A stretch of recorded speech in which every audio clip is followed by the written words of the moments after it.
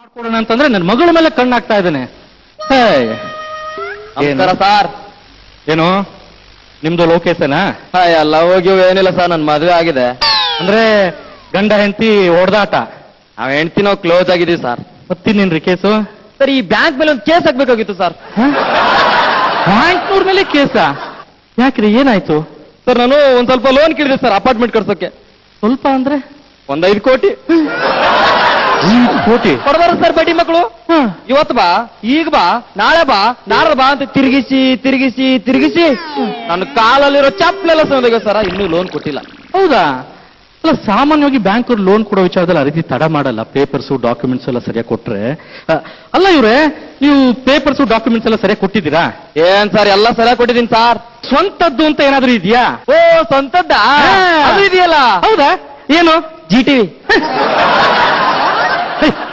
GTV ನಿಮ್ದು ಹೇಗ್ರಿ ಆಗುತ್ತೆ? ಏನ್ ಸರ್ ನೀವು ಟಿವಿ ನೋಡಲ್ವಾ? ಏನು ಹಿಂದೆ ನೋಡಿರಿ, ಮತ್ತೆ ಹೊಸ ಚಲನಚಿತ್ರ ನಿಮ್ಮ GTVಯಲ್ಲಿ. ನಮ್ದೆ ತಾನೇ ಅದು. ಅದು ಅಡ್ವರ್ಟೈಸ್ಮೆಂಟ್ ರೀ. ನಿಮ್ಮ ಇವ್ನಿಗೆ ಹೆಂಗ್ ಹೇಳಿ ರೇ, ನಿಮ್ಮದು ಸ್ವಂತದ್ದು ಅಂತ ಕಟ್ಟಡ ಏನಾದ್ರೂ ಇದೆಯಾ? ಓ ಕಟ್ಟಡನಾ? ಅದು ಇದೆಯಲ್ಲ. ಹೌದಾ? ಎಲ್ಲಿದೆ? ಯಾವುದು? ವಿಧಾನಸೌಧ. ವಿಧಾನಸೌಧ ನಿಮ್ದು ಹೇಗ್ರಿ ಆಗುತ್ತೆ? ಏನ್ ಸರ್ ನೀವು ವಿಧಾನಸೌಧ ನೋಡಿಲ್ವಾ? ಏನು ಬೋರ್ಡ್ ಮೇಲೆ ಏನ್ ಬರ್ದಿರ್ತಾರೆ? ಏನಂತ?